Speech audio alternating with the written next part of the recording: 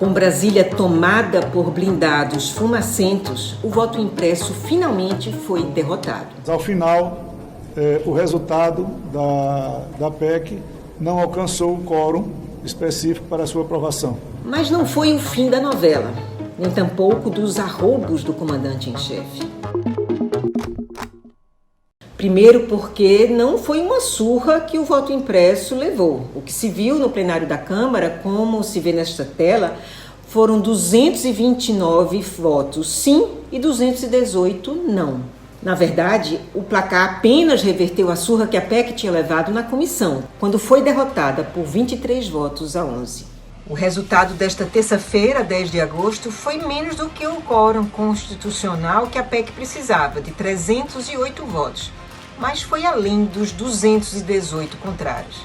A aprovação da proposta de emenda constitucional é feita por 3/5 dos parlamentares, 308. Esse é o quórum constitucional. Como não se chegou aos 308, a PEC foi arquivada. E isso já foi suficiente para o presidente Jair Bolsonaro dizer que conseguiu mais votos que seus opositores. Mas e com esse placar? Ele já pode cantar de galo para cima de quem pressiona por impeachment? Sim, porque se apenas 172 votos barram o impeachment, que dirá 229? Por isso, essa derrota mitigada do voto impresso fortalece o presidente da Câmara, Arthur Lira, e o ministro da Casa Civil, Ciro Nogueira, que agora se arvoram a tutores do bolsonarismo. Eles passaram a se comportar como se quisessem substituir o Supremo na tutela da democracia. A dúvida é se a corte vai engolir essa. Até porque a pauta do Centrão, assim como a de Bolsonaro, é de confronto com as instituições de controle. Basta ver a afronta ao TSE que está na proposta de reforma do Código Eleitoral, patrocinada pelo Progressistas, o partido de Ciro e de Lira.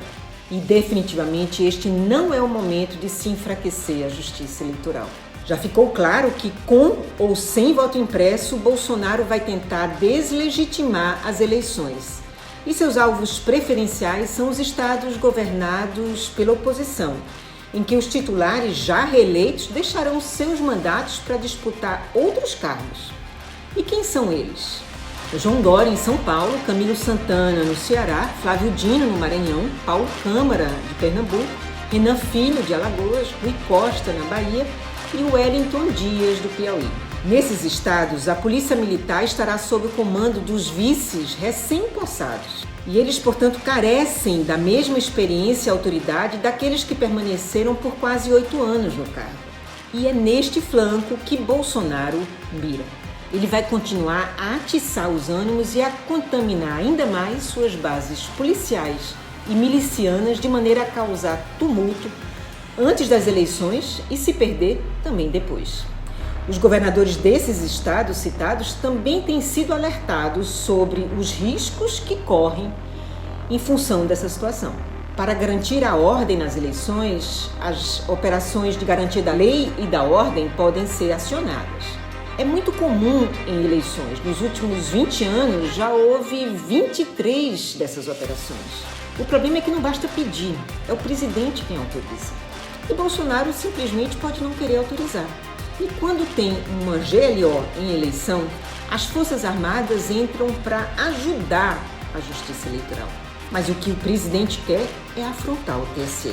O Supremo pode se valer das prerrogativas do artigo 142 da Constituição para autorizar as operações de garantia da lei e da ordem contra as milícias bolsonaristas. Veja bem, o artigo diz que qualquer um dos 3 poderes pode requisitar as Forças Armadas na ordem interna, mas é o presidente quem assina o decreto. E se ele não assinar, está estabelecido o confronto. E como é que se sai dele?